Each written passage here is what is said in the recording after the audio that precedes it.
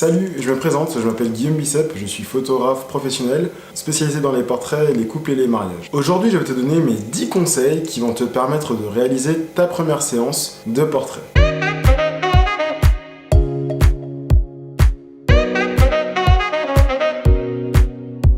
Mon premier conseil, ce serait que tu connaisses très bien tes réglages d'appareil photo. Car une séance de portrait, c'est avant tout une séance avec une personne. Et contrairement à de la photographie, par exemple d'objets ou de paysages, ici, il va falloir que tu puisses être très réactif et très communicant avec le ou la modèle qui sera en face de toi.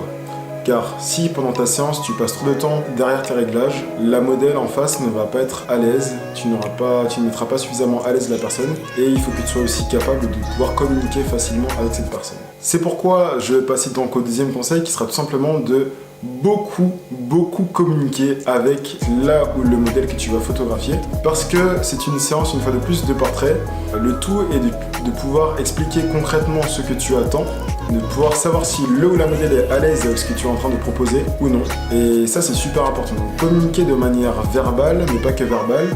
Moi par exemple, je sais que quand je veux donner une direction de regard, quand j'aimerais que le ou la modèle regarde dans une direction, je préfère souvent utiliser le langage non verbal que verbal. Donc par exemple, si je veux dire regarde pour moi à droite dans cette direction, je dirais regarde par là, ou je vais montrer du doigt, parce que je sais que ça va limiter les incompréhensions et ce sera donc plus simple d'avoir le résultat. Donc beaucoup communiquer, c'est super important. Mon troisième conseil, c'est quelque chose d'un peu plus technique, ce serait d'utiliser du coup une focale de 35 mm ou plus. Donc 35 mm jusqu'à beaucoup plus, sachant que plus on se rapproche des 100 mm, et plus on va avoir des focales qui seront plus dédiées quand même à du portrait, parce que ce seront des téléobjectifs, et les téléobjectifs sont pratiques pour ce genre de photos. Maintenant, en dessous de 35 mm, il faut savoir que ce sont des grands angles, voire très grands angles, et donc que quand on va trop se rapprocher, on va avoir un effet de distorsion au niveau du visage qui ne sera pas très flatteur pour les modèles. Après, là je vous le dis parce que ce sera peut-être votre première séance photo.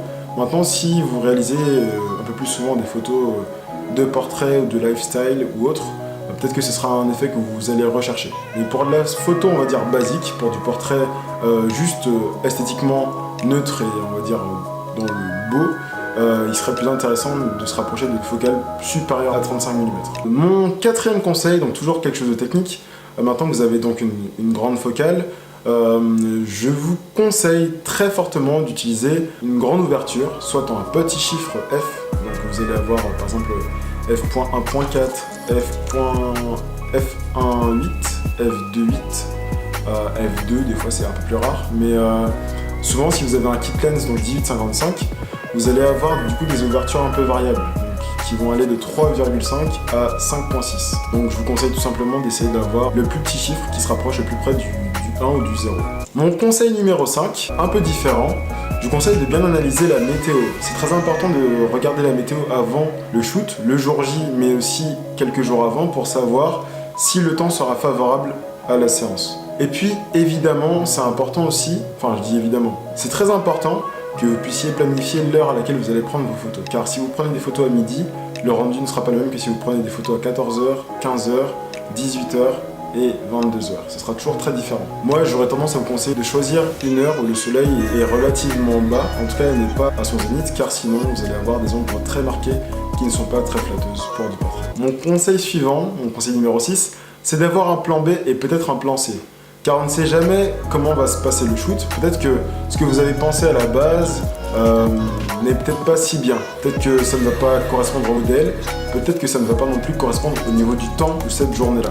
Donc je vous conseille de choisir un plan B. Par exemple, si vous choisissez un endroit qui est très découvert, choisissez par exemple un endroit qui sera un peu plus couvert, où vous savez que vous aurez une lumière continue, quels que soient les aléas météorologiques. Mon 7e conseil, c'est d'avoir des inspirations sur votre téléphone. Il n'y a rien de plus gênant pour le photographe comme pour la modèle que de ne pas avoir d'inspiration, de ne pas savoir quoi faire. Les modèles vont être très gênés, puisqu'en général, si c'est votre première séance portrait, ça va être la première séance aussi pour le modèle, ou la modèle qui ne sera pas expert.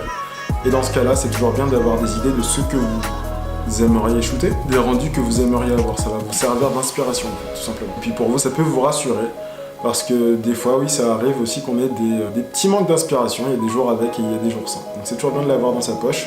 Vous faites quelques captures d'écran sur Pinterest ou sur Instagram et il ne vous reste plus qu'à les utiliser pour des inspirations. Mon 8e conseil est de beaucoup bouger. N'hésitez pas à bouger, à avancer, à reculer, parce que c'est super important d'avoir des photos avec différents cadrages. C'est très fatigant de sortir d'une séance de photos et de se rendre compte qu'en fait on n'a qu'un seul type de photo. C'est un peu dommage de devoir passer 1 heure ou 2 heures à prendre des photos et de ne pas avoir suffisamment de contenu à poster derrière, ni à travailler.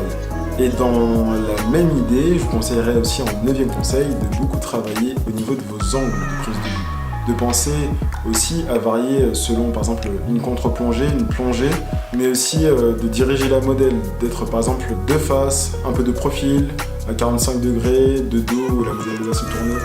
Tout ça c'est très important d'avoir des photos très différentes. Et puis mon dernier conseil, surtout, amusez-vous. Vraiment amusez-vous, n'hésitez pas à essayer des choses, à être créatif. C'est sûr que ça peut être toujours plus rassurant d'avoir des photos un peu, on va dire, micro-ondes. Ce que j'appelle un peu micro-ondes, c'est quand c'est déjà tout cuit, vous savez que ça va fonctionner.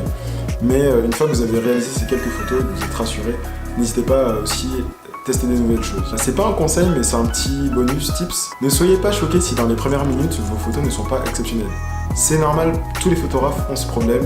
En début de shoot, les premières photos sont des photos de chauffe, pour vous comme pour la modèle.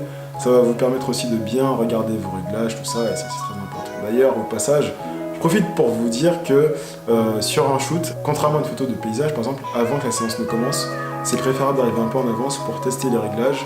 Comme ça, quand la modèle arrive, vous êtes déjà paré à shooter. Et vous perdez un peu moins de temps à bidouiller dans vos réglages. C'était mes 10 conseils pour une première séance de portrait que vous allez bientôt réaliser. N'hésitez pas à me dire si votre séance s'est très bien passée. En tout cas, je vous invite à passer sur ma chaîne Instagram Guillaume Bicep Photo, tout collé. Et c'est là que je poste d'ailleurs le plus de contenu. Venez voir aussi ce qui se passe sur mon site, guillaumebicepphotographe.com. Et je vous dis à une prochaine. Voilà, salut!